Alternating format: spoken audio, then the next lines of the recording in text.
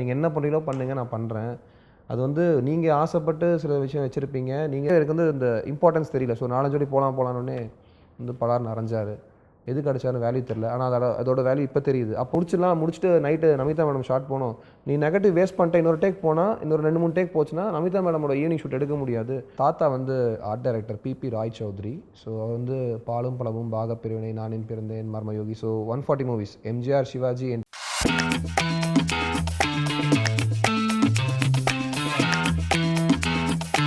வானவில் தொலைக்காட்சி நேயர்களுக்கு வணக்கம். நாங்கள் தர்ஷினி. இது உங்கள் ஃபேவரட் ஷோ ஸ்பாட்லைட். இன்றைக்கி நம்ம ஷோக்கு யார் கெஸ்ட்டாக வந்திருக்காங்க அப்படின்னு பார்த்தீங்கன்னா, இவர் வந்து நிறைய படங்கள் பண்ணியிருக்காரு, நிறைய சீரியல் பண்ணியிருக்காரு. ஏன் சொல்லப்போனால் குட்டி வயசுலேருந்தே சினிமாலேயே இருந்திருக்காரு. ஸோ இப்போது அவரோட படம் கூட ஒன்று ரிலீஸ் ஆக போகுது, பூமர காத்து அப்படிங்கிற ஒரு படம். அந்த படத்தில் லீடாக ஹீரோவாக ஆக்ட் பண்ணியிருக்க நம்மளுடைய விதுஷ் தான் வந்திருக்காரு. வணக்கம் விதுஷ். ஸோ இன்றைக்கி பூமர காத்துங்கிற படத்தோட ப்ரொமோஷனில் தான் இருக்கோம். May 31 அன்றைக்கி உலகமெங்கும் அந்த படம் வந்து ரிலீஸ் ஆக போகுது. அந்த படத்தில் மெயினான ரோல் நீங்கள் பண்ணியிருக்கீங்க ஹீரோவா. ஸோ ஃபர்ஸ்ட் படம் இல்லையா ஹீரோவா உங்களுக்கு? ஸோ இப்போ வந்து நீங்கள் எங்களுக்காக வந்து பூமர காத்து அந்த டைட்டிலோட அர்த்தத்தோடு நீங்கள் வந்து ஷோக்குள்ளே போகலாம். பூமர காத்து அப்படின்னா டேரக்டர் வந்து ரொம்ப இந்த நேச்சரை லவ் பண்ணுற டேரக்டர் அவர். ஸோ அதனால் ஃபர்ஸ்ட் படம் கொஞ்சம் வந்து இந்த பூ எப்படி வந்து பூ வந்து ஸ்மெல் இருக்கும், ஒரு மரம் வந்து ஒரு இலை கொடுக்கும், பூ கொடுக்கும். ஸோ நின்னா அதுக்கு வந்து ஒரு ஷேடோ, நம்ம நிற்கிறதுக்கு இடம் கொடுக்கும், அதுலேருந்து பல கனிகள் கொடுக்கும். ஒரு மரத்தை வந்து நம்ம மல்டிப்ளாக எல்லா பெனிஃபிட்டாக யூஸ் பண்ணிக்கலான்ற மாதிரி அந்த மரத்தில் பூவும் மரமும் சேர்ந்து ஒரு கொடுக்குற காற்றை வந்து நம்ம சுவாசிக்கிறோம், யூஸ் பண்ணுறோம். அந்த ஃபீல் எப்படி இருக்கும், அந்த மாதிரி ஒரு ஃபீலை லவ் பேஸ் பண்ணி ஒரு டைட்டில் வச்சுருக்காரு. ஸோ அதனால் அந்த பூமர காற்றுன்ற நேம் வந்து சஜஸ்ட் பண்ணி வச்சுருக்காங்க. ஸோ பூமர காத்துன்னு பேர் கேட்கும்போது ரொம்ப ஃப்ரெஷ்ஷாக இருக்குது சார். அண்ட் இந்த பேருக்கு ஏற்ற மாதிரி இது வந்து வில்லேஜ் சைடு ஸ்டோரியா, லவ் ஸ்டோரியா? ஆமாம், இது வந்து பார்த்திங்கன்னா மதுரை பேஸ்டு ஸ்டோரி. ஸோ வில்லேஜில் ரொம்ப வில்லேஜ் சொல்ல முடியாது, ஒரு டவுனில் இருக்க பையன் வந்து ஒரு லவ்வில் இருந்தால் அப்படி இருக்கும் அப்படின்ற மாதிரி.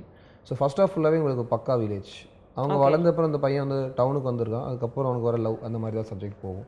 ஸோ ஃபர்ஸ்ட் ஆஃப் ஃபுல்லாக பார்த்திங்கன்னா மதுரை பேஸ்டாகவே இருக்கும். அது வர திருவிழா சாங்கு, அந்த இந்த சாங்ஸ் எல்லாம் பார்த்திங்கன்னா அந்த மாதிரி தான் இருக்கும். அதில் அந்த ஸ்கூல் போர்ஷன்ஸ்லாம் எடுத்திருப்பாங்க. அதில் வந்து மனோபாலா சார் ஆக்ட் பண்ணியிருக்காரு, அண்ட் தேவதர்ஷினி மேம் ஆக்ட் பண்ணியிருக்காங்க. ஸோ அந்த போர்ஷன்ஸில் பார்த்திங்கன்னா ஃபுல் அண்ட் ஃபுல் வந்து அப்படியே ட்ராவல் ஃபுல்லாக மதுரை பேஸ்டாகவே இருக்கும். அந்த மதுரை ஸ்லாங் அந்த இதுலேயே இருக்கும். சாங்ஸ் எல்லாம் பார்த்திங்கன்னா இடுக்கி, கேரளா, தேனி, பெரியார் இந்த டிஸ்ட்ரிக்ஸ் தான் எடுத்திருப்போம். ஃபுல் அண்ட் ஃபுல் நேச்சரை பேஸ் பண்ணி வாட்டர் ஃபால்ஸு, ஒரு டீ எஸ்டேட்டு, இடுக்கி டேம், ஸோ இந்த மாதிரி தான் ஃபுல்லாகவே இருக்கும். அவர் சொல்ல போனால் நிஜமாலே அவர் வந்து ரொம்ப நேச்சர் லவர்ன்றனால இந்த டைட்டில்லேருந்து உள்ள சாங்ஸ்லேருந்து பார்க்குற விஷயங்கள் எல்லாமே வந்து கொஞ்சம் நேச்சர் பேஸ்டாகவே இருக்கும். ஸோ நீங்கள் சொல்லும் போதே எனக்கு விஷுவல் போகுது. இன்னும் படமே பார்க்கல, பாட்டும் கேட்கல, ஆனாலுமே இந்த படம் வந்து பார்க்கணுங்கிற ஒரு எதிர்பார்ப்பு எங்களுக்குள்ளே வருது. அண்ட் இந்த படத்துடைய டைரக்டர் பற்றி சொல்லியே ஆகணும் சார். அவர் தான் ப்ரொடியூசர், டைரக்டர். இந்த படத்துக்காக அவர் எவ்வளோ மெனக்கெட்டிருக்காரு? ரொம்ப மெனக்கெட்டிருக்காரு. மெனக்கெடுதுன்னு சொல்கிறத விட இந்த படத்தை வந்து ஒரு குழந்தையாக தான் பார்த்துருக்காரு. ஏன்னா மற்ற டேரக்டர்ஸ் வந்து ஒரு ஃபைனான்சியரோ ப்ரொடியூசரோ ரெடி பண்ணி போவாங்க. பட் இவர் வந்து அவரே ப்ரொடியூஸ் பண்ணி அவர் ஏர்ன் பண்ண ஏர்னிங்ஸ், அவருக்கு பிஸ்னஸில் வந்த ப்ராஃபிட்ஸ் எல்லாமே எடுத்து போட்டு தான் படம் பண்ணியிருக்காரு. ஸோ அவருக்கு பேக் போன் பார்த்திங்கன்னா அவரோட ஃபேமிலி. ஸோ ஃபுல் சப்போர்ட், நீங்கள் பண்ணுங்கள், நாங்கள் பார்த்துக்குறோம், பிஸ்னஸை நாங்கள் பார்த்துக்குறோம், நீ ஃப்ரீயாக பண்ணுங்கிற மாதிரி விட்டுட்டாங்க. ஸோ அவங்க டாட்டர், அவங்க ஒய்ஃப் எல்லாருமே ஃபுல் சப்போர்ட். அவங்களும் ஷூட்டிங் ஸ்பாட்டுக்கு வருவாங்க. சப்போஸ் நடுவில் ஃபினான்ஸ் கொஞ்சம் ப்ராப்ளம்னா உடனே அவங்க சப்போர்ட் பண்ணுவாங்க. ஸோ வீட்டுக்கு வராமல் என்னென்ன பண்ண முடியுன்ற விஷயத்த பேக் என்ன அவங்க சப்போர்ட் பண்ணிட்டு இருந்தாங்க சாருக்கு. அவர் ஃபஸ்ட்டு வந்து அவர் தான் டேரக்டர் மட்டும் தான் தெரியும். எனக்கு ஷூட் போய் 2-3 நாள் கழிச்சு அவரே தான் ப்ரொடியூசர்ன்றதும் தெரியும். ஸோ ஒவ்வொரு விஷயம் பார்த்து பண்ணியிருக்காரு. ஒரு சின்ன படம் தான், பட் வந்து விஷுவலாக பார்க்கும்போது பார்த்திங்கன்னா சின்ன படம் தெரியாது. ஸோ விஷுவல் பொறுத்த வரைக்கும் கேமராமேன் வந்து ஓரளவுக்கு அவர் என்ன எஃபோர்ட் போட்டிருக்காரு, நல்லா வந்திருக்கு மூவி. அண்ட் இந்த படம் டைரக்டருக்கும் வந்து ஃபர்ஸ்ட் மூவி இல்லையா? ஆமாம், டைரக்டருக்கும் ஃபர்ஸ்ட் மூவி. அண்ட் அவர் வந்து சினிமாவில் சில இப்போது முன்னாடி இருக்க டேரக்டர்ஸ்க்கு அவர் கொஞ்சம் ஃப்ரெண்டு. ஸோ அப்போ தான் அவருக்கும் சினிமாவில் வரணுன்ற ஒரு கனவு. ஸோ ஆனால் வந்து ஒரு சினிமாவில் வந்து அசிஸ்டன்ட் டைரக்டராக வரணும் அப்படின்றதுக்கெல்லாம் அவர் போராடி இருக்காரு. அதுக்கப்புறம் டேரெக்டாகவே நம்மளே இறங்கி படம் பண்ணக்கூடாது, இன்னொருத்தங்கிட்ட போய் ஏன் நிற்கணும், நம்மளே இறங்கி பண்ணலாம், நம்ம உழைப்பை நம்ம காசு நம்மளே போட்டு பண்ணலான்ற மாதிரி அவர் ஃபுல்லாக இறங்கிட்டார். இது ஆக்சுவலி வந்து நிறைய பேர் யோசிப்பாங்கல்ல, நம்ம காசே போட்டு ஒரு படம் எடுக்கணும்னா பயப்படுவாங்க. ஆனால் இவர் வந்து அவ்வளோ போல்டாக இறக்கி விட்டுருக்காரு, பார்த்துக்கலாம் அப்படின்னு சொல்லிட்டு. இன்னும் 31 எப்போ ஆகும் நாங்களும் வெயிட் பண்ணிக்கிட்டு இருக்கோம். ஆக்சுவலி இது ஃபர்ஸ்ட் மூவி அவரே எடுத்து எல்லாம் முடிச்சு ரிலீஸ் பண்ணுறாரு. 2வது மூவிக்கும் ரெடி பண்ணிட்டார். 2வது மூவி அடுத்த ப்ரொடக்ஷன் பிளான் பண்ணி. ஓ நைஸ் நைஸ் நைஸ். அதுலேயும் நீங்கள் இருக்கீங்களா? அதில் நான் இருக்கேன்ன்ற டேரக்டர் தான் கேட்கணும். இப்போ வரைக்கும் எதுவும் அவர் சொல்லலை, சஸ்பென்ஸ் சொல்லியிருக்காரு. ஸோ படம் ரிலீஸ் ஆகட்டும்னு வெயிட்டிங்கில் இருக்காங்க. அது அடுத்த ப்ரொடக்ஷன் வந்து இன்னொரு 1 or 2 months கழிச்சு அவர் அனௌன்ஸ் பண்ண சொல்லியிருக்காரு. நைஸ். இது கேட்கவே ரொம்ப ஹாப்பியாக இருக்குது. இந்த படம் முடிச்சதுக்கப்புறம் நீங்களும் நிறைய படம் பண்ணுறீங்கன்னு நினைக்கிறேன் எனக்கு தெரிஞ்சு. சார் ஆக்சுவலி இந்த படம் பண்ணும்போது நமக்கெல்லாம் தோணும்ல, ஹீரோவாக ஃபஸ்ட்டு படம் நீங்கள் தான் ஹீரோன்னு சொல்லும்போது உங்களோட மைண்ட் செட் எப்படி சார் இருந்தது? ஏன்னா அதுக்கு முன்னாடி நிறைய ப்ராஜெக்ட் நீங்கள் பண்ணிருக்கீங்க, சீரியல் ஆகட்டும், சினிமாவில் 1997 6 7லேருந்தே நீங்கள் இருக்கீங்க, சைல்டு ஆர்டிஸ்ட்டாக உள்ளே வந்தீங்க. ஸோ இவ்வளோ நாளாக நீங்கள் சினிமாவில் இருந்து ஒரு படம் ஹீரோங்கும் போது எப்படி இருந்தது? ஓப்பனாக சொல்லணும்னா தூக்கம் வரல. அது கேட்டதுலேருந்து எப்போ ஆரம்பிப்பாங்க, எப்போ ஷூட் போவோம், என்னென்ன மாதிரி எக்ஸ்பீரியன்ஸ் இருக்கும், அது ஒரு பக்கம் சந்தோஷம் இருந்துச்சு, ஒரு பக்கம் பயம் இருக்குது. கரெக்டாக நம்ம ஹேண்டில் பண்ணணும், நம்மளை நம்பி பணம் போடுறாங்க, எங்கேயாவது ஒருத்தர் நம்ம பிரச்சனை பண்ணோம் சொதப்பணும்னா டோட்டலாக ப்ரொடக்ஷன் பிரச்சனை வரும். ஸோ எல்லா இடத்துலையுமே பார்க்கும்போது பொறுப்பு தான் அதிகமாக பயம் வந்தது. ரிலீஸ் பண்ணுற வரைக்கும் எங்கே ஸ்லிப் ஆனாலும் ஒன்றா டேரக்டர் பேர் அடி வாங்கும், இல்லை ஹீரோ பேர் தான் அடி வாங்கும். ஸோ அதனால் ஷூட் போகிற வரைக்கும் எனக்கு ஷூட் போய் முடிச்சு ரிலீஸ் வரைக்குமே பயமாக தான் இருந்தது. ஒவ்வொரு நொடிக்கும் ஓகே நம்ம பண்ணியிருக்கோம், நம்மளோட எஃபர்ட்ஸ் போட்டோம், பட் ஆடியன்ஸ் அதை எப்படி அண்டர்டேக் பண்ணுறாங்க, எப்படி அதை ஃபேஸ் பண்ணுவாங்க, அவங்க எப்படி ரிவ்யூஸ் கொடுப்பாங்கன்றது ஸோ அவங்க கையில் தான் இருக்குது. பட் எங்களை பொறுத்த வரைக்கும் நல்லா வந்திருக்கு. ஸோ ஆடியன்ஸ் எல்லாம் சப்போர்ட் பண்ணாங்க, நம்புகிறோம் கண்டிப்பாக பண்ணுவாங்க. ஹாப்பினஸ் எப்படின்னு பார்த்தீங்கன்னா, சொல்லும்போது ஃபஸ்ட்டு ஒரு கதை சொல்ல வந்தார். அப்போவே நான் சொல்கிறேன், சார் ஹீரோன்னு சொல்லிட்டீங்க, அதெல்லாம் கதையெல்லாம் நீங்கள் சொல்லணும் அவசியம் இல்லை, நான் பெரிய ஹீரோலாம் கிடையாது சார், நீங்கள் என்ன சொன்னாலும் நான் பண்ணுறேன் அப்படின்ட்டேன். இல்லைப்பா அதுக்குன்னு இவ்வளோலாம் சார், பரவாயில்ல சார், எனக்கு நீங்கள் ஹீரோன்னு சொன்னதே பெரிய விஷயம், ஹீரோ நான் இறங்கி வந்து இந்தளவுக்கு நீங்கள் இறங்கி வந்து ஹீரோன்னு சொன்னீங்க. ஸோ வெளியிலலாம் பார்த்தீங்கன்னா ஹீரோ பண்ணணும் அதும்போது நிறையா படங்கள் வந்து வெளியே முகம் தெரிஞ்சிருக்கணும், இல்லையா நம்ம ஃபினான்ஷியலாக நம்ம கொஞ்சம் பார்ட்னர்ஷிப் எதாவது பண்ணணும். ஸோ நிறைய விஷயங்கள் இருக்கும் ஹீரோஸ்க்கு. இல்லை அவர் எதுவுமே எதிர்பார்க்கல, எனக்கு உங்கள் பார்த்தேன், உங்கள் ஃபோட்டோ பார்த்தேன் பிடிச்சிருக்கு, ஆல்ரெடி நீங்கள் பண்ண சின்ன சின்ன கிளிப்ஸ் பார்த்தேன் பிடிச்சிருக்கு, நீங்கள் தான் பண்ணுறீங்கன்னாரு. ஓகே அப்படின்னு. அப்புறம் ஃபஸ்ட்டு படத்துக்கு எனக்கு தெரிஞ்சு வந்து சேலரி கொடுப்பாங்களா, ஒரு சில கம்பெனியில் வந்து சேலரி கொடுக்க மாட்டாங்க, வாய்ப்பு கொடுக்குறோன்னு சொல்லுவாங்க. ஸோ வாய்ப்பு கிடைச்சா போதுன்னு பண்ணுவோம். இந்த படத்தில் அவருக்கு வந்து நான் வாய்ப்பு நான் கேட்டதில்லை, பட் நான் பண்ணுற சின்ன சின்ன விஷயங்கள் பார்த்துட்டு அவரே விருப்பப்பட்டு சேலரியும் கொடுத்தாரு. ஸோ எல்லாமே அடிஷ்னல் வேல்யூ தான் இந்த படத்தில்.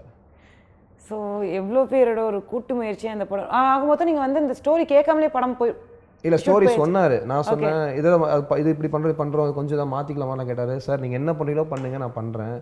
அது வந்து நீங்கள் ஆசைப்பட்டு சில விஷயம் வச்சுருப்பீங்க, நீங்கள் ப்ரொடியூஸ் பண்ணுறீங்கன்னும் போது நீங்கள் கேட்குற அளவுக்கு எனக்கு தகுதி கிடையாது. அதாவதுனா சார் இப்படி பண்ணலாம்னு சொல்கிறது தகுதி கிடையாது, எனக்கு அந்த எக்ஸ்பீரியன்ஸ் கிடையாது, முதல்ல கேட்குற ரைட்ஸ் எனக்கு கிடையாது. ஒரு டேரக்டர்னால் நீங்கள் சொல்கிறத நாங்கள் ஆர்டிஸ்ட் கேட்போம், தப்பே சொன்னாலும் தப்பை கரெக்டாக பண்ணுறது தான் ஒரு ஆர்டிஸ்ட்டோட வேலை.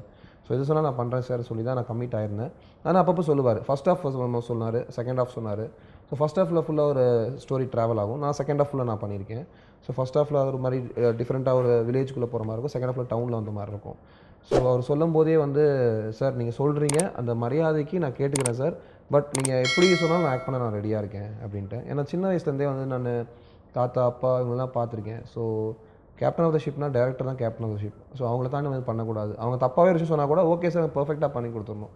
அந்த இடத்துல போய் நம்ம ஆர்கியூ பண்ணுறதோ இல்லை வந்து கேட்கக்கூடாது, அதுக்கு நல்லதும் இல்லை. அதனால் அவங்க என்ன சொன்னாலும் பண்ணிட்டேன், பெட்டராகவே பண்ணிட்டேன். அவங்க சொல்கிற விஷயத்தை நம்ம என்ன பெட்டராக பண்ண முடியும் பெட்டராக பண்ணி கொடுத்துருவோம், அவ்வளோதான். அண்ட் இந்த படம் வந்து இப்போது ப்ரொமோஷன் வந்திருக்கும், இந்த படத்துக்கு நீங்கள் ஹீரோவாக பண்ணிருக்கீங்க. அதை தாண்டி உங்களோட ஃபேமிலியே வந்து 3 ஜெனரேஷனாக வந்து சினிமாவில் தான் இருக்காங்க அப்படின்னு கேள்விப்பட்டோம். உங்கள் தாத்தாவாகட்டும் அப்பாவாகட்டும் நீங்களாகட்டும், அவங்கள பற்றி எங்களுக்காக ஷேர் பண்ணுங்களேன். தாத்தா வந்து art director BP Roy Chowdhury. So வந்து பாலும் பழமும் பாகப்பிரிவினை, நானின் பிறந்தேன், மர்மயோகி, ஸோ 140 மூவிஸ், எம்ஜிஆர் சிவாஜி என்டிஆர் மூவிஸ்லாம் பண்ணியிருக்காரு. 140 படங்களா? 140 படங்கள். அந்த காலத்தில் உங்களுக்கு மாதத்துக்கே ஒரு நாளைக்கு 3 ஷூட்டு போகும். ஸோ டேரக்டர்ஸ் வந்து ஆர்ட் டைரக்டர்ஸ்லாம் பார்த்தீங்கன்னா 3 படம் கமிட்டாக இருப்பாங்க. மார்னிங் இந்த செட் போய் பார்ப்பாங்க, மத்தியானம் அந்த செட் பார்ப்பாங்க, நைட் அந்த செட் பார்ப்பாங்க. ஸோ ரொட்டீனாக போயிட்டுருக்கும். ஸோ ஒரு 140 மூவிஸ்ட்டை பண்ணிட்டாரு. அதிகமாக பண்ண படங்கள் வந்து எம்ஜிஆர் என்டிஆரோட படங்கள் அதிகமாக பண்ணியிருக்காங்க. பச்சை விளக்கு, நானின் பிறந்தேன், மர்மயோகி, மாடி வீட்டு ஏழு, நிறையா படங்கள். ஸோ அதுலேருந்து அப்பா வந்து இண்டஸ்ட்ரியில் வரணும்னு ஆசைப்பட்டாங்க. பட் அப்பா வந்து கேரியர் வந்து டைரக்ஷன் டிபார்ட்மெண்ட்டை ஸ்டார்ட் பண்ணல, லேபில் வந்து டெக்னீஷியன் ஜாயின் பண்ணாங்க. ஸோ அதுலேருந்து இந்த நெகட்டிவ் கிரேடிங் டெவலப்பிங் இதெல்லாம் அதில் ஒர்க் பண்ணி அதுக்கப்புறம் வந்து அசிஸ்டன்ட் டைரக்டராக வந்து வியட்நாம், விடுசுந்தரம், திரிலோகச்சந்தர், பீம் சிங் இவங்ககிட்டலாம் வந்து அப்பா வந்து அசிஸ்டன்ட் டைரக்டராக ஒர்க் பண்ணி அதுக்கப்புறம் டிரெக்டர் ஆனாங்க. ஸோ அப்பாவோட ஃபஸ்ட்டு மூவி பார்த்தீங்கன்னா வந்து கடைக்கன் பார்வை மூவி நேமு. சத்யராஜ் சார் வந்து ஃபஸ்ட்டு ஹீரோ அதில் ஆக்ட் பண்ணுறாங்க. பாண்டியன் சார், இளவரசி இவங்க ஆக்ட் பண்ணியிருக்காங்க. ஸோ அந்த படம் ரிலீஸ் ஆகி ஒரு 60 days கிட்ட போச்சு அப்போவே. ஸோ அதுக்கப்புறம் செகண்ட் மூவி ஒன்று எடுத்தாங்க, அப்பாவோட ஓன் ப்ரொடக்ஷன். ஸோ அதில் வந்து நல்லா அப்பாவே ஹீரோ பண்ணாங்க, அப்பாவே ப்ரொடியூசர், அப்பாவே டைரக்டர் பண்ணாங்க. ஸோ சிற்பி சாருக்கு அது ஃபஸ்ட்டு படம். மிஸ்டர் சிற்பி இருக்கார் இல்லைங்களா, அவர் வந்து ஃபஸ்ட் அந்த படம் அப்பாவுக்கு அந்த படத்தில் கொடுத்துருந்தாங்க. ஸோ அவர் நல்லா பண்ணியிருந்தார். அதுக்கப்புறம் டைரக்டர் சந்தோஷ் அவர் வந்து அப்பா கிட்ட வந்து ஒர்க் பண்ணியிருக்காங்க அந்த படத்தில். ஸோ ஆர்வி உதயகுமார் சாரும் அப்பா கிட்ட அந்த படத்தில் ஒர்க் பண்ணியிருக்காங்க. டிஎஃப்டி முடிச்சு சார் வந்து அந்த படத்தில் ஒர்க் பண்ணாங்க. நீங்கள் எல்லாம் பெரிய பெரிய ஜாம்பவான்களா ஒர்க் பண்ணியிருக்காங்க. ஆமாம். ஸோ அதுக்கப்புறம் அந்த ஒரு படத்துலேயே ஆர்வி உதயகுமார் சார் அடுத்து நெக்ஸ்ட் மூவி அவர் டைரக்டர் ஆகிட்டார். அப்படியே டைரக்ஷன் பண்ணிட்டாங்க. ஸோ அப்படியே எல்லாமே ட்ராவல் பண்ணி வந்தாங்க. அந்த படம் வந்து ஒரு சின்ன ஃபினான்ஷியல் ப்ராப்ளம். அப்பாவோட தம்பி வந்து ஒரு படம் பண்ணிட்டு இருந்தாங்க, இன்னொரு படம். ஸோ அது இன்ட்ரெஸ்ட் எந்த ப்ராப்ளம் வந்துச்சு, ஒரு ரிலீஸ் ப்ராப்ளம் வந்துச்சு அந்த படத்துக்கு. அப்போ என்ன பண்ணிட்டாங்க, அப்பாவோட தம்பி வந்து இந்த படத்தை ப்ளச் பண்ணி இந்த படத்தை ரிலீஸ் பண்ணுறதுக்காக போயிட்டாங்க. ஸோ அப்பாவுக்கு இந்த விஷயம் தெரியாது. ரிலீஸ் அப்போ லேப் லெட்டர் வந்துருச்சு, இந்த மாதிரி இந்த படத்துக்கு கிரெடிட்ஸ் இருக்குது, அது கிளியர் பண்ணால் பிரிண்ட் வெளியில் போகும். அப்பா கணக்கு தெரியும், இப்படி தான் விஷயம் நடந்திருக்கு, இதனால தான் படத்தை வந்து ப்ராப்ளம் ஆயிருக்குன்னு. ஸோ அந்த கிரெடிட்ஸ் கொடுக்க முடியாமல் அந்த படம் கொஞ்சம் லேட் ரிலீஸ் பண்ணாங்க. ஒரு 4 இயர்ஸ் கிட்ட 5 இயர்ஸ் ஆயிடுச்சு. ஸோ லேட் ரிலீஸ் பண்ணால எக்ஸ்பெக்டட் ரேஞ்சுக்கு படம் வந்து மூவ் ஆகலை. ஸோ அதில் கொஞ்சம் அப்பாவுக்கு சினிமாவில் ஏற்றிருந்தாலும் அதிகமாக இருக்கும். ஸோ அதில் கொஞ்சம் ரொம்பவே அப்பா வெக்ஸ் ஆனாங்க.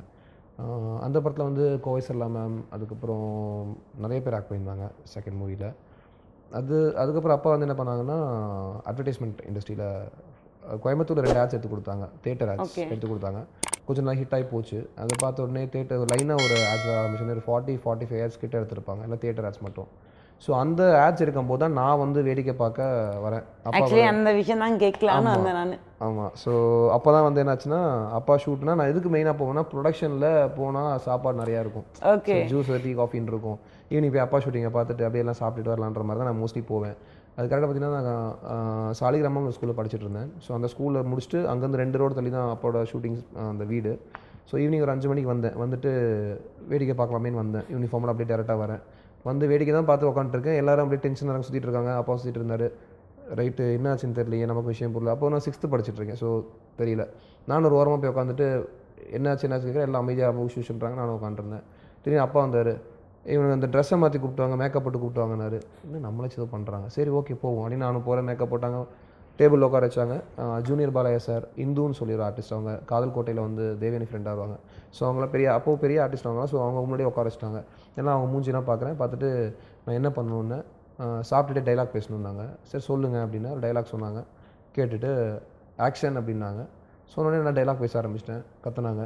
ஏன் கத்துறாங்கன்னு தெரியல. அப்புறம் சொன்னேன் சாப்பிட்டு பார்த்துட்டு அதுக்கப்புறம் டைலாக் பேசணுன்னாங்க. சரி ஓகே இன்னொரு வாட்டி போகலாம் அப்படின்னு.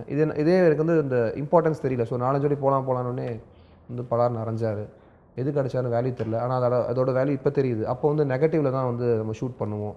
நெகட்டிவோட காஸ்ட்டு பார்த்திங்கன்னா அது ஒரு 400 feet ஒரு காஸ்ட் வரும். ஸோ ப்ரொடக்ஷன் காஸ்ட் வந்து நெகட்டிவ் வேஸ்ட் ஆக ப்ரொடக்ஷன் காஸ்ட் ஏறிட்டே போகும், வேஸ்டேஜ் போகும். இந்த மாதிரி நம்ம இப்போ இருக்கிற மாதிரி இப்போ டிஜிட்டல் கிடையாது. அப்போ வந்து நெகட்டிவ். ஸோ வந்து இப்போ நெகட்டிவ் வந்து இந்த ஷூட்டுக்கு ஈவினிங் ஒரு ஆட் ஷூட் எடுக்கிறாங்கன்னா ஒரு 400 feet 2 வாங்கி வச்சிருப்பாங்க, இதுக்குள்ளேயே முடிச்சிடணும் அப்படின்ட்டு. நம்ம டேக் வாங்க என்ன ஆகுனா அந்த நெகட்டிவ் வேஸ்ட் ஆகிட்டே இருக்கும். ஸோ அடுத்த ஒரு நெகட்டிவ் அவங்க வாங்க போகணும். ஸோ ப்ரொடியூசர் என்ன சொல்லுவார்னா, என்னப்பா நெகட்டிவ் அதிகமாக. அந்த காலத்தில் பார்த்தீங்கன்னா டேக்ஸ் கொடுக்க மாட்டாங்க. 2 டேக் 3 டேக் மேலே போனாலே அந்த ஆர்டிஸ்ட் தூக்குங்க அப்படின்ட்டுருவாங்க. ஏன்னா நெகட்டிவ் சாப்பிட்ருவான் அப்படின்னு சொல்லுவாங்க. ஸோ அந்த ஃபீலை வந்து எனக்கு இப்போ தான் அண்டர்ஸ்டாண்ட் பண்ணேன். அப்போ ஏன் அடித்தாங்கிறது இப்போ தான் தெரியுது. ஸோ ஒரு 4-5 டேக் போச்சு, அடி வாங்கினேன். முடிச்சதுக்கப்புறம் உட்கார வச்சாங்க மறுபடியும். எல்லாரும் முன்னாடி அசிங்கப்பட்டு அப்பா வந்து அடிச்சிட்டார் இல்லையா, ஒரு 50 பேர் அடிச்சிட்டாரு. அந்த வயசுல ஈகோ இருக்கும்ல, என்ன அடிச்சிட்டிங்களே அப்படின்ட்டு. அப்படின்னா தனியாக கூப்பிட்டு அடிச்சிருக்கலாம், எல்லாமே அடிச்சிட்டிங்க ஈகோ. அதுக்கப்புறம் ஒரு 1/2 hour பிரேக் விட்டாங்க. வந்து உட்காந்தேன். நீ தான் பண்ணணும், எனக்கு தெரியாது அப்படின்ட்டாரு. ஸோ ஈகோவில் என்ன பண்ணிட்டேன், கடகடன்னு டைலாக் பேசிட்டேன். ஆனால் நான் ஃபீல் பண்ணி அதை பேசல, சும்மா ஏதோ அடிச்சு விட்டேன். அந்த ஃப்ளூக்கில் ஓகே ஆயிடுச்சு. உடனே என்டையர் செட்டும் கை தட்டினாங்க. ஒரு ஹாப்பினஸ் வந்துச்சு. ஓ இதுதான் சினிமாவா, அப்போ நம்ம பண்ணுற விஷயத்துக்கு உடனே நமக்கு கிரெடிட்ஸ் கிடைக்குது. அப்போ இந்த ஃபீல்டை நம்ம சூஸ் பண்ணக்கூடாது. 7th 6th யோசனை வந்தது. அப்புறம் 10th படிக்கும் போது ஒரு ஆட் பண்ணேன். 8th 9th படிக்கும் ஒரு ஆடு, 10th படிக்கும் ஒரு ஆட் பண்ணேன். ஸோ அதுலேயும் அந்த கிரெடிட்ஸ் கிடச்சிது. ஓகே. அப்புறம் ஒரு நாள் ஒரு யோசனை, எல்லோரும் டாக்டர் ஆகணுன்றாங்க, எல்லோரும் வந்து இன்ஜினியர் ஆகணுன்றாங்க, எல்லோரும் போலீஸ் ஆகணுன்றான், ஆர்மி ஆகணுன்றான். அப்போது ஒரு ஃபீல்டில் போனால் ஒரு ஃபீல்டில் நம்ம வேலை பார்க்க முடியும். இப்போ இது நம்ம நடிக்க வந்துட்டால் ஒவ்வொரு படத்தில் ஒவ்வொரு மாதிரி நடிக்கலாம்ல. அப்போ நல்லா இருக்கு அப்போ தோணுச்சு. சரி ஓகே இது பெட்டராக இருக்கேன்னு சொல்லிட்டு 10th நான் வந்து பார்த்திங்கன்னா மேக்ஸ் வந்து ரொம்ப வீக்கு. ஸோ மேக்ஸ் வந்து 40 மார்க் வந்து 10th அப்போ எடுக்கணும், பாஸ் ஆகணும் அப்படின்னா எனக்கு வந்து 25 தாண்டதே பெரிய விஷயம். ஸோ ஒவ்வொரு ரேங்க் கார்டில் பார்த்தீங்கன்னா வீட்டில் கூப்பிட்டு சொல்லுவாங்க, சரியில்லை படிக்கல வந்து கூப்பிட்டு போயிருங்க அப்படின்வாங்க. அப்புறம் ஃபைனலாக பப்ளிக் எக்ஸாம் வரும்போது அப்பாட்ட நிற்கிறேன். பப்ளிக் எக்ஸாமுக்கு ஒரு வாரம் முன்னாடி. அப்போ எனக்கு பயமாக இருக்குது, யூஸ்வலாக வர மாதிரி மேக்ஸில் வந்து ஃபெயில் ஆகணும் பயமாக இருக்குது. நீங்கள் அதாவதுன்னா பெருந்தன்மையாக பேசுகிறேன். நீங்கள் வந்து என்னை வந்து படிக்க வைக்காதீங்க, காசை வேஸ்ட் பண்ணாதீங்க, எனக்கு போய் ஏவிஎம் ஸ்டுடியோவில் விட்டுருங்க, நான் பொழைச்சிக்கிறேன் அப்படின்றேன். அப்போ விஷயமே தெரியாது என்னென்னு. ஏவிஎம் ஸ்டுடியோ விட்டுருங்க பொழைச்சிக்கிறேன் அப்படின்னு. மறுபடியும் ஒரு அடி. அன்றைக்கி தான் சினிமா பற்றி யோசிச்சு அப்படி கொண்டுருவேன், வெளியிலே போக முடியாது அப்படின்னாரு. ஏன் இவரோட நல்லது தானே சொல்கிறேன், படிக்க காசு வேஸ்ட் பண்ணுறாங்க அப்படின்னு. அப்புறம் +2 வரைக்கும் எப்படியோ தள்ளிட்டேன். அதுக்கப்புறம் அப்பவும் அப்பாவுக்கு தெரியாமல் ட்ரை பண்ணுவேன். ஏதாவது கம்பெனி போய் ஃபோட்டோ கொடுக்க போவேன் +2 படிக்கும்போது. அப்பாவுக்கு நியூஸ் வந்துடும். இவர் எல்லாருக்கும் தெரிஞ்சனால. ஓகே. ஸோ உங்கள் பையன் வந்தார் ஃபோட்டோ கொடுத்தாருன்ற யாராவது சொல்லிடுவாங்க. அசிஸ்டன்ட் ரோல் ப்ரொடக்ஷன் யாராவது சொல்லிடுவாங்க. கூப்பிட்டு அடி விழுகும். அதுக்கப்புறம் சரி ஓகே காலேஜ் முடிச்சு பண்ணுனாங்க. ஏன்னா எங்கள் ஃபேமிலி சுச்சுவேஷன் அப்போ கொஞ்சம் டவுன் ஆனதுனால காலேஜ் நான் போகல. நான் கரஸில் பண்ண ஆரம்பிச்சிட்டேன். அதுக்கப்புறம் சைடில் மல்டிமீடியா +2 முடிச்சு பண்ணிட்டு இருந்தேன். ஸோ ஒரு 2 இயர்ஸ் கோர்ஸ் முடித்தேன். அதுக்கப்புறம் டிவி சேனல்ஸ் ஜாப் கிடச்சிது. சரி ஓகே நம்மளால சப்போர்ட்னா வீட்டுக்கு வேணுங்கிற விஷயத்தை நம்ம பண்ணிவிட்டு நம்ம சினிமாவில் போனால் நம்ம திட்ட மாட்டாங்க அப்படின்னு சொல்லி கமிட்மெண்ட்டில் இறங்கிட்டு இப்போ இருக்கும்போது தான் ஃபஸ்ட்டு மூவி வந்து அப்பாவோட ஃப்ரெண்ட் ஒருத்தர் என்னை அப்ரோச் பண்ணி தம்பி ஒரு 12th படிக்கிற மாதிரி பசங்க ஒரு 3 பேர் இதுதான் சப்ஜெக்ட்டு நீங்கள் பண்ணுங்க அப்படின்னாரு. சரிண்ணா ஓகேண்ணா அப்படின்னு. அப்புறம் மறுநாள் கால் வந்துச்சு ஆஃபீஸ் வாங்கன்றாங்க. சாலைக்கு தான் வந்து ஆஃபீஸ் போகிறேன். கேமராமேனும் டேரக்டர்னு பார்க்குறாங்க. ஹைட் ஓகேவா அப்படி இப்படின்றாங்க. நான் அப்படியே அமைதியாக கைட்டு நிற்கிறேன். செட் ஆகாதில்ல, அது மேட்ச் ஆகாதில்ல, இல்லை வெயிட்டிங்கில் வைங்க. இல்லை சார் நாளைக்கு டிக்கெட் போகணும். அப்போ ஓகே பண்ணுங்கள். காஸ்ட்யூமை கூப்பிடுங்க. எதுவுமே புரியல, அப்படி பிளாங்காக நிற்கிறேன். அப்புறம் ஓகே வீட்டுக்கு போ தம்பின்ட்டாங்க. எப்படி இருக்கும் வீட்டுக்கு போனோன்னே இதுக்கடா கூப்பிட்டாங்க என்ன படம் யார் கூட எதுவுமே தெரியாது. நம்ம கன்ஃபார்ம் நம்ம கூட தெரியாது. ஓகே கூப்பிட்டு அளவிடு அப்படின்னாங்க. ஹைட்டை பார்த்தாங்க செட் ஆகாதுன்னாங்க. கூப்பிடுன்றாரு டேரக்டர் வேணான்றாரு. மேனேஜர் கூப்பிட்டு தம்பி நீங்கள் வீட்டுக்கு போங்க கூப்பிட்றோன்ட்டாங்க. நைட்டு ஃபுல்லாக தூக்கம் இல்லை. காலைல 5 மணிக்கு ஃபோன் வருது.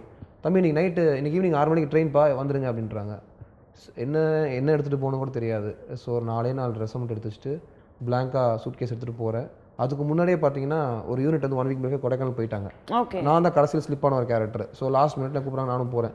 நைட்டு போய் 12 மணிக்கு கொடைக்கானலில் போய் இறங்குறேன். யாருமே தெரியாது. அவங்க என்ன சொல்லிட்டாங்கன்னா நீங்கள் எப்படியே வந்துருங்க அப்படின்ட்டாங்க. சார் நம்ம ஃபஸ்ட்டு யாருனே தெரியாமல் போயிட்டு சார் கார் கொடுங்க கேப் கொடுங்க கேட்க முடியாது. கேட்டால் வந்து அதோட வீட்டுக்கு அனுப்பிச்சிருவாங்க. சரி நானும் 12 மணிக்கு பஸ்ஸை பிடிச்சி போய் லாஸ்ட் பஸ் வத்தலக்குண்டிலேருந்து ஏறி போய் பஸ் விட்டு இறங்குறேன். கொடைக்கானலே டார்க்காக இருக்குது, கரண்ட்டு போயிடுச்சு. பஸ் ஸ்டாண்ட் விட்டு இறங்கினா எங்கேயுமே இருட்டாக இருக்குது. 12:45 வரைக்கும் மேனேஜர் ஃபோன் அடிக்கிறேன், நாட் ரீச்சபிள். நம்ம +2 முடிச்ச டைமு. அப்படியே பஸ் ஸ்டாண்டில் உட்காந்துட்டேன். ஃப்ரீஸ் டிசம்பர் மாதம் ஃபாகில் ஷூட் எடுக்கணுன்ட்டு எப்படி மாட்டி ஸ்வெட்டர் கூட கொண்டு போகல. எனக்கு தெரியாது கொடைக்கானல் அப்படிங்க தெரியாது. அப்போ போனதே கிடையாது. நான் +2 அப்படியே பஸ் ஸ்டாண்டில் உட்காந்துருக்கேன். ஃப்ரீஸாக உட்காந்துருக்கேன். ஒருத்தர் நடந்து போகிறாரு. அந்த கம்பளிலாம் போட்டு ஏதோ பேய் போகிற மாதிரி இருந்துச்சு. அதை பார்த்துட்டு பயம் அப்படியே உட்காந்துட்டு இருக்கேன். 1 மணிக்கு திருப்பி கால் வருது. தம்பி எங்கே இருக்கீங்க அப்படின்னு மேனேஜர். அண்ணா ரொம்ப நேரமாக ஜியான் ஸ்கூல் பஸ் ஸ்டாண்டில் உட்காந்துருக்கேன். யாருமே தெரிலண்ணா அப்படின்னு. அப்படியே வலது பக்கம் திரும்பி இடது பக்கம் பழத்து இறங்கி வாங்கன்றாரு. நானும் இறங்கி போகிறேன். எனக்கு புரியல, ஏதோ ஒரு புதர் மாதிரி இருக்குது. போனால் லாங்கில் லைட் தெரிஞ்சு போனால் அதுதான் ஹோட்டல். எல்லாம் வெளியே உட்காந்துருந்தாங்க. கொஞ்சம் உள்ளே போனால் ரூம் இல்லைப்பா தம்பி உனக்கு அப்படின்ட்டாங்க. சரிண்ணா நான் எங்கேயா படுத்துக்கிறேண்ணா அப்படின்னு. இல்லை இது அரேஞ்ச் பண்ணுறேன்னாங்க. 1 மணிக்கு ரூம் கிடச்சிது. காலை 4 மணிக்கு எந்திரிச்சுனுப்பா, 5 மணிக்கு ஷூட்டு, 6 மணிக்கெலாம் ஃபர்ஸ்ட் ஷாட் அப்படின்னாங்க. நெஞ்சு ரைட்டை போயிட்டேன். போனதுக்கப்புறம் தான் தெரியும் யார் ஆர்டிஸ்ட்னா. ஒருத்தட்ட போய் கேட்டேன் ஹஸ்பண்ட்ட, ஆனால் இல்லை யாருண்ணா ஹீரோயின்னு. தம்பி முதல் படம்ல அமைதியார் அப்படின்னாங்க. சரி ஓகே அதெல்லாம் கேட்கக்கூடாது போல் அப்படின்ட்டு ஷூட்டிங் ஸ்பாட் போயிட்டு ஆக்ட் பண்ண உட்காடுறேன். சொன்னாங்க 2 சீன் பண்ணேன். டேரக்டர் பையன் யாரா நல்லா பண்ணுறான் அப்படின்னாரு. ஓகே ஃபஸ்ட்டு கிரெடிட் சந்தோஷமாக இருந்தது, யார் திட்டலையே அப்படின்ட்டு. அடுத்த சீன் பக்கத்தில் ஒரு பையன் அசிங்கமாக திட்டு வாங்கிட்டான். அவன் 5-6 டேக் போய் திட்டு. அப்போ நெகட்டிவ் சொன்னேன் இல்லையா, அப்பவும் 2007 நெகட்டிவ் வந்து டிஜிட்டல் கிடையாது. ஸோ நெகட்டிவ் தான் ஷூட் பண்ணுவாங்க. ஸோ இப்போ கொடைக்கானலில் ஷூட் நடந்துட்டுருக்கு. நெகட்டிவ் வந்து மாதிரி வேஸ்டேஜ் தீர்ந்துச்சுன்னா சென்னையில் இருந்தால் லேபில் இருந்தால் வரணும். ஸோ அவங்க ஆர்டர் போட்டு மேனேஜர் அனுப்பிச்சிங்க 2 நாள் ஆகும் வரதுக்கு. ஸோ அப்போ 2 நாள் ஷூட்டிங் போகாது. ஸோ அந்த நெகட்டிவ் அவங்களோட மைண்ட் செட் இருக்கும். இத்தனை அடி நெகட்டிவில் இத்தனை அடி நம்ம எக்ஸ்போஸ் பண்ணணும்னு ஒரு மைண்ட் செட் இருக்கும் டேரக்டருக்கு. அதுக்குள்ளே பார்ப்பாங்க. ஸோ 4 டேக் 5 டேக் மேலே போச்சுன்னா டேரக்டர் வந்து திட்டிடுவாங்க. திட்டிட்டு இந்த ஆர்டிஸ்ட் எவ்வளோ கூப்பிட்டு வந்தது அறிவில்லைன்னு அசிஸ்டன்ட் திட்டுருவோம். ஸோ அந்த பையன் திட்ட வாங்குறான் என் பக்கத்தில். அது டேரக்டர் திட்டுறாங்க ஃபீல் பண்ணேன். எல்லாம் பேட்டி சொல்லுவாங்க டேரக்டர் திட்டு வாங்கினேன். டேரக்டர் நான் ரொம்ப திட்டாரு கஷ்டமாக இருக்குன்னு சொல்லுவாங்க. அன்றைக்கி தான் ஃபீல் பண்ணுறேன், ஆஹா இது நமக்கும் வருமோன்னு சொல்லி. அந்த சீன் முடிச்சோன்னே என்ன பண்ணுறாங்க, தம்பி ரவுண்ட் ட்ராலி ஷாட்டு ஒரு 2 நிமிஷம் தொடர்ந்து டைலாக் பேசணும், கட் பண்ணக்கூடாதுப்பா, நெகட்டிவ் இல்லை 4 தான் வரும், அதுக்குள்ளே முடிச்சிடணும் அப்படின்றாங்க. எல்லாம் திட்டி முடிச்சுட்டு என் முன்னாடியே இப்படி திட்டிட்டு என்னையே அப்படி பண்ண சொல்கிறீங்க சார், கொஞ்சம் யோசிச்சு பாரு சார், அந்த பையனை பண்ண சொல்லுங்கள். அவன் வேலைக்காக மாட்டான், அவன் அட்மாஸ்பியர் தான், நீ தான் பண்ணணும், அவனு தான் டைலாக் வச்சுருந்தா நீ தான் பண்ண போகிற அப்படின்னாங்க. ஐயோ மாட்டிக்கிட்டோமா அப்படின்னு சொல்லிட்டு நைட்டு ரூமில் போய் ப்ராக்டிஸ் பண்ணுறேன். அசிஸ்டன்ட் டேரக்டர் போய் நைஸாக பேசி அவர் கூட உட்காந்து டீ குடிச்சிட்டாங்க. அந்த ஸ்கிரிப்ட் நாளைக்கு போகிற ஷூட்டிங் ஸ்கிரிப்ட் கூட கொடுக்க மாட்டேங்கிறாங்க. அப்புறம் எப்படியோ கேட்டு வாங்கிட்டு உட்காந்து படித்து நைட்டெல்லாம் மனப்பாடம் பண்ணிட்டு காலேஜ் போனேன். ஃபர்ஸ்ட் ஷாட் வச்சாங்க. ஒப்பிச்சேன், ஆக்சுவலாக நடிக்கிறேன், ஒப்பிச்சேன், பயத்திலே ஒப்பிச்சேன். டேரக்டர் திட்டிடுவாரோ, நெகட்டிவ் வேஸ்ட்டாக போயிருமா, நம்மளால் என்ன ஷூட்டிங் விட்டுருமோன்னு. அது ஏதோ இதே மாதிரி தான் ஃப்ளூக்கு ஒரு ரவுண்டு அப்படியே ரவுண்ட் ட்ராலி போச்சு. உடனே எல்லாம் கை தட்டினாங்க. மேனேஜர் ஓடி கட்டி பிடிச்சிட்டாரு. எனக்கு புரியல, ஆனால் என்னன்னான்ற தம்பி என்னை காப்பாற்றிட்டப்பா, நெகட்டிவ் இன்னும் வரல, இதை முடிச்சுட்டு நைட்டு நமிதா மேடம் ஷார்ட் போனோம், நீ நெகட்டிவ் வேஸ்ட் பண்ணிட்டேன், இன்னொரு டேக் போனால் இன்னொரு 2-3 டேக் போச்சுன்னா நமிதா மேடமோட ஈவினிங் ஷூட் எடுக்க முடியாது. அப்புறம் மேடம் டென்ஷனாக இருவாங்க, 2 நாள் வேஸ்ட் பண்ணிட்டு நல்லா கூட்டம் குறைச்சி கற்றுவாங்கப்பா, காப்பாற்றிட்டு பண்ணார். ஓ இவ்வளோ விஷயம் இருக்கா, சரி ஓகே தேங்க்ஸ் அப்படின்னு சொல்லிட்டு போயிட்டேன். ஸோ 15 நாள் ஷூட்டிங் போச்சு. அதான் ஃபஸ்ட்டு படம், அழகான பொண்ணு தான் சொல்லி 2010 ரிலீஸ் ஆச்சு. ஆக்சுவலி நமிதா மேடம் அங்கே ஹீரோயின் உங்களுக்கு தெரிஞ்சதா தெரியலையா? அந்த படத்தில் வந்து 2 நாள் ஆக்ட் பண்ணிட்டேன். 2வது நாள் கழிச்சு 3வது நாள் போயிட்டு ஒரு சீனில் வந்து நிற்கிறோம். நமிதா மேம் ரிவீல் ஆகிற சீன் அது படத்தோட ஓப்பனிங் டைட்டிலில். ஸோ நாங்கள் வந்து ஒரு 5 பசங்க ஸ்கூல் பாய்ஸ் நாங்கள் வந்து அவங்கள லவ் பண்ணுறோம். அதாவது அந்த ஏரியாவில் அழகான ஒரு மெச்சூர்ட் உமன் அவங்கள லவ் பண்ணுறோம். ஸோ அவங்க இறங்கி கார் விட்டு இறங்கி வந்தாங்க. அப்போ வரைக்கும் தெரில, கொடையெல்லாம் பிடிச்சிட்டு சுற்றி 10 பேர் நின்றுட்டு போயிட்டாங்க. ஆக்ஷன் அப்படின்னோடனே டக்குன்னு ஜர்க்கிலாம் ரிமூவ் பண்ணிட்டு எல்லாம் மேலே ஸ்கார்ஃபில் ரிமூவ் பண்ணிட்டு அவங்க நடந்து வராங்க. எனக்கு ஷார்ட்லேயே ஒரு மாதிரி ஃபீல், ஐயோ என்னடா நமிதா மேடம் படம் நடிக்கிறோம். அது வந்து எக்ஸைட்மெண்ட் வந்து சொல்ல தெரில. ஏன்னா கேமரா ஓடிட்டுருக்கு, ட்ராக்கில் போயிட்டுருக்கு. அந்த சந்தோஷமாகவும் இருக்குது. ஐயோ அம்மா பட்ட சொல்லணும், எல்லாரும் ஃப்ரெண்ட்ஸ்ட்டு தான் சொல்லணும். அப்போ வந்து நமிதா மேடம் ரொம்ப பீக்கில் இருந்தாங்க. பச்சை கூத்துற நிறைய மூவிஸ் ரிலீஸ் ஆயிடுச்சு. ஸோ எப்படா பிரேக் கிடைக்கும், எப்படா எல்லாத்தையும் ஷேர் பண்ணலான்ற ஒரு எக்ஸைட்மெண்ட்டு. அவங்க கிராஸ் ஆகி போனதுக்கப்புறம் ஒரு 2-3 சீன் ஆக்ட் பண்ண அப்புறம் மத்தியானம் போயிட்டு எல்லாத்தையும் சொல்கிறேன். ஸோ ஹாப்பி, ஃபஸ்ட்டு படமே வந்து ஒரு பெரிய ஆர்டிஸ்ட் கூட பண்ணுறோம் அப்படின்ட்டு. அண்ட் அந்த படத்தில் நிழல் ரவி சார், நமிதா மேடம் நிறையா பெரிய ஆர்டிஸ்ட் ஆக்ட் பண்ணியிருந்தாங்க. படம் 2010 ரிலீஸ் ஆச்சு. அதுக்கப்புறம் வந்து ஒரு மூவி கமிட் ஆனேன். அதில் சின்ன ரோல் பண்ணியிருந்தேன். திருவாசகம்னு ஒரு மூவி, ஒன் சைட் லவர் ஹீரோயினுக்கு. அதுக்கப்புறம் ஒரு 4-5 மூவிஸ் பண்ணிட்டேன். எல்லாம் சின்ன சின்ன ரோல்ஸ். எது கிடச்சாலும் பண்ணிடுவேன். ஏன்னா நமக்கு எப்போ தூக்கி ஒன்று சொல்ல முடியாது, பண்ணிகிட்டே இருப்பேன். ஸோ ட்ராவல் ஆகிட்டே இருந்துச்சு. ஹீரோ ஆகணும்னு ஆசை இருக்கும். ஆனால் ஒரு பக்கம் எனக்குள்ளே இன்ஃபீரியாரிட்டி காம்ப்ளெக்ஸ், நம்மளாம் ஹீரோ ஆக முடியுமா இப்போ இருக்க ஸ்டேஜுக்கு அப்படின்னு ஒரு பயமும் இருக்கும். சரி ஓகே அப்படின்னு எல்லாமே ட்ரை பண்ணிருந்தேன். அப்படியே பண்ணிகிட்டு இருக்கும்போது தான் நடுவில் சீரியல் ஆப்ஷன் வந்தது எனக்கு 2016. அப்போது வந்து வேண்டாம், அப்போது இதே மாதிரி தான் சினிமா ஆசை இருந்தது. சீரியலுக்கு கால் பண்ணுறாங்க, கலர்ஸ் தமிழுக்கு கால் பண்ணி ஒரு சீரியல் இருக்குது அப்படின்றாங்க. நான் இல்லை சார், நான் பண்ண ஹீரோ தான் சார், சினிமாவில் தான் சார் நடிக்கணும், நான் சீரியல் நான் பண்ண மாட்டேன் சார் அப்படின்ட்டேன். அப்புறம் அவர் ஒரு மாதிரி பார்த்துட்டு, தம்பி இப்படிலாம் பேசாதீங்க, பேசக்கூடாதுன்னாரு. இல்லை சார் நான் பார்த்துக்கிறேன் சார்னு. 2வது ப்ராஜெக்ட் வருது சீரியல், நாங்கள் சன் டிவி சீரியல் வருதுங்க, ஒரு சப்போர்ட்டிங் ரோல். நாங்கள் சாரி சார், நான் வந்து சினிமா தான் சார், நான் சீரியல் பண்ண மாட்டேன் அப்படின்ட்டேன். ஸோ இதெல்லாம் பார்க்கும்போது எனக்கே தோணும், காதல் படத்தில் மாதிரி பண்ணிட்டோமோ, அப்பயே போயிருக்கலாமோ அப்படின்னு. ஸோ ஒரு பக்கம் சினிமாவிலேருந்து சீரியல் வரும்போது ரொம்ப கஷ்டமாக தான் இருந்தது, என்னடா சீரியல் பண்ணுறமேனு.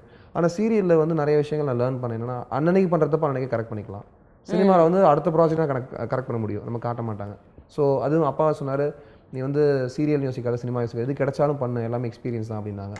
அப்புறம் சீரியல் கமிட் ஆகி பண்ணிகிட்டு இருக்கும்போது தான் டைரக்டர் சார் வந்து எனக்கு ஒரு மதுரையில் ஒரு ரெஃபரன்ஸ் வந்து கால் பண்ணாங்க. கால் பண்ணிவிட்டு உங்களை வச்சு படம் பண்ணலான் இருக்கோம் அப்படின்னாங்க. சரி சார், மதுரை கிளம்பி வாங்க. அதான் அன்றைக்கி தூக்கம் வரல. ஒருவேளை என்னென்னா வேறு ஏதாவது பார்த்துட்டு நம்மளை நினச்சி கூப்பிட்றாங்களோ, போனதுக்கப்புறம் நேரில் பார்த்துட்டு வேணான்னு சொல்லிடுவாங்களோ, இந்த பயமும் இருந்தது.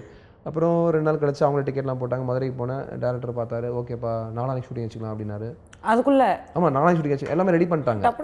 நடக்குதுங்க. ஆமாம், அவரெல்லாம் ரெடி பண்ணிட்டாரு. நாளானிக்கு ஷூட்டிங் அதுக்கு வந்துச்சுன்னா பாருங்களேன், வந்தால் ஒரே ஏதோ ஸ்பீடாக வந்துடும். எல்லாம் யோசிக்க கூட விட மாட்டாங்க. ஒரு சில இது பார்த்தீங்கன்னா வரும் வரவே கடைசி வரைக்கும். சினிமா நானும் நல்லா ஃபீல் பண்ணிட்டேன். வந்தால் ஒரே ஸ்ட்ரெச்சில் எல்லாமே வந்துடும். இல்லைன்னு வைங்களேன், நம்ம வெயிட் பண்ணிட்டே இருப்போம். நம்ம எதிர்பார்த்து நடக்காது சினிமாவில், எதிர்பார்க்காதப்ப நிறைய விஷயம் நடக்கும். ஆனால் அதுக்காக நம்ம பேஷன்ஸாக வெயிட் பண்ணணும், ரொம்ப நாள் வெயிட் பண்ணணும். வெயிட் பண்ணால் கண்டிப்பாக அதுக்கான பலன் கிடைக்கும். ஸோ அந்த மாதிரி தான் 2007 நான் ட்ராவல் பண்ணேன், ஃபஸ்ட்டு படம். ஸோ அதுக்கப்புறம் பார்த்தீங்கன்னா 10 வருஷம் அப்படியே ட்ராவல் சின்ன படமாக பண்ணிட்டு வந்தேன். ஸோ 2017 தான் கமிட் ஆகிறேன் ஹீரோவாக. ஸோ 10 வருஷம் ஓடிச்சு. 2018 ஷூட்டிங் போகிறோம், ஃபஸ்ட்டு சீன்ஸ் எல்லாம் போகிறோம். ஸோ அதுக்கப்புறம் அப்படியே ட்ராவல் ஆகி ஃபைனலாக அந்த படம் வந்து ரிலீஸ் அப்போது லாஸ்ட் ஆக்சுவலி இப்போ ரிலீஸ் ஆக வேண்டிய படம் தான். லாஸ்ட் வீக் ரிலீஸ் ஆக வேண்டிய படம். அகைன் மறுபடியும் தியேட்டர்ஸ் கொஞ்சம் ஃப்ரீ இல்லாதனால மறுபடியும் 1 வீக் அப்போது May 31 பிளான் பண்ணிகிட்ருக்காங்க. ஸோ சொல்ல போனோன்னா 10 வருஷம் 11 வருஷம் ஆச்சு நம்ம வந்து ஒரு லீடு பண்ணுறதுக்கு. ஸோ அது வரைக்கும் போராடிக்கிட்டே இருக்கணும். ஒரு சில ஆஃபீஸில் போய் உட்காருவோம், 3 மணி நேரம் 4 மணி நேரம் ஆகும். டேரக்டர் இல்லைன்னுவாங்க, 4 மணி நேரம் கழிச்சு. டேரக்டர் சார் இல்லையே எனக்கு கிளம்புங்க அப்படின்வாங்க. ஒரு சில ஆஃபீஸில் காலையில் போய் உட்காருவோம், ஈவினிங் வரைக்கும் உட்காருவோம், சாப்பிட மாட்டோம். என்ன பையனா சாப்பிட போகிற கேப்பில் டேரக்டர் வந்துட்டு போயிடுவாரோ, பார்த்துடலாம் அப்படின்னு உட்காந்துட்டே இருப்போம். அப்புறம் ஒருத்தர் வந்து கேட்பார் மேனேஜர், யார்ப்பா நீ அப்படின்னு கேட்பார். சார் டேரக்டர் வர சொன்னாங்க. டேரக்டர் சொன்னாரா, நீங்கள் யாரை பார்க்கணுன்னு பேர் சொன்னார். அவரை டேரக்டர்லாம்ப்பா, அவர் அசிஸ்டன்ட் டேரக்டர், அவரை பார்த்துட்டு போங்க அப்படின்வாங்க. ஸோ பார்த்துட்டு போவோம். கால் வரும், நான் இன்னொரு 5 நாள் ஷூட் பண்ணுவாங்க, வெயிட் பண்ணுவோம். அப்புறம் பார்த்தா ஷூட்டே கூப்பிட மாட்டாங்க, வேறு ஏதாவது கேரக்டர்ஸ் ஃபிக்ஸ் ஆகிருக்கும். ஸோ அதுவும் சொல்ல மாட்டாங்க. ஸோ ஃபெயிலியர்ஸ்னால் ஃபேஸ் பண்ணுற அளவுக்கு தைரியம் கொடுத்த சினிமா தான். ஃபஸ்ட் நான் டென்ஷன் ஆயிடுவேன், உடனே அந்த எக்ஸைட்டடாக அதை வந்து ஓவர் எக்ஸ்ப்ரெஸ் பண்ணி வீட்டில் போட்டு ஏதாவது கையில் கிடச்சது இப்படி உடைக்கிறது மாதிரி இருக்கும். ஸோ இது நாளுக்கு நாள் இதெல்லாம் பார்த்து என்ன போச்சுன்னா, சினிமா வந்து பொறுமையை கற்றுக் கொடுத்துருச்சு. ஓகே நமக்கு அது வரணுன்ட்டு இருந்தால் வரும், பொறுமையாக இருப்போம், ஏன் வந்து அலப்பறை பண்ணணும் அப்படின்ற மாதிரி அதுவும் கற்றுக் கொடுத்துச்சு. ஸோ சினிமா வந்து நம்ம லைக் பண்ணுறோம், லவ் பண்ணுறோன்னா பொறுமை ரொம்ப முக்கியம். அண்ட் இன்னொரு விஷயம், ரீசெண்டாக படித்தது, universe always falls in love with stubborn heart. அதனால தான் உங்களுக்கு வந்து ஹீரோ ஆகிட்டிங்க. ஆமாம், கண்டிப்பாக நம்ம வந்து ஒரு விஷயம் வேணும்ன்ற யூனிவர்ஸ்ட்டு நம்ம கேட்டுகிட்டே இருக்கணும். நடுவில் ஃபெடப்பாகி விட்டுட்டோம்னாலும் அங்கேருந்து முடிஞ்சு போச்சு, மறுபடியும் ரெஸ்யூம் பண்ணி அங்கேருந்து ஸ்டார்ட் பண்ணணும். ஸோ டெய்லி மார்னிங் பார்த்தீங்கன்னா இந்த இந்த என்னமோ டைமிங்லாம் சொல்லுவாங்க. Angel numbers. ஏஞ்சல் நம்பர் சொல்லுவாங்க. அப்புறம் இந்த 4 மணிக்கு ஏதோ ஒரு டைம் சொல்லுவாங்க. ஆ. ஸோ இந்த டைம்லாம் நம்ம பிரம்ம முகூர்த்தம் டைம். அதை நான் யோசிச்சு பார்த்தா நம்ம திங்க் பண்ண நடக்கும் அப்படின்வாங்க. அதுவும் ட்ரை பண்ணியிருக்கேன். ஆனால் அப்போ ட்ரை பண்ணதா இப்போ நடந்ததாலாம் தெரியல. பட் ஆனால் ட்ரை பண்ணியிருக்கேன். ஸோ எல்லாமே நம்புவேன். என்னென்னா யாராவது தம்பி இது பண்ணி பார்ப்போம் நடக்கும்னுவாங்க. சரி என்னென்னவோ பண்ணுறது பண்ணி பார்ப்போம். பாசிட்டிவா. ஆமாம், பாசிட்டிவாக நடக்கிற விஷயம் என்ன சொன்னாலும் பண்ணி பார்த்துருவேன். கிடைக்குதோ இல்லையோ மனசு திருப்தி பண்ணிடுறது. ஒருவேளை என்ன நமக்கு சொல்லி பண்ணலை அதெல்லாம் கிடைக்காம போயிடுச்சோ அப்படின்னு ஒரு மைண்ட் செட் வரும். ஸோ சினிமா வந்து எல்லாமே கற்றுக் கொடுத்துருச்சு. சார் இந்த படம் வந்து மிகப்பெரிய வெற்றி அடையணும் அப்படின்னு சொல்லிட்டு எங்கள் டீம் சார்பாக உங்களுக்கு வந்து விஷ் பண்ணிக்கிறோம். தேங்க்யூ ஸோ மச் இவ்வளோ நேரம் இவ்வளோ சூப்பராக பண்ணதுக்கு and all the best. Thank you. சூப்பராக இவ்வளோ நேரம் இந்த இன்டர்வியூ செம்மையாக போச்சு. Thank you so much Vidhush. And அதே மாதிரி மக்களே நாளைக்கும் இன்னொரு செலிபிரிட்டியோட உங்களை வந்து மீட் பண்ணுறேன். Until then this is Darshini signing off. Tata.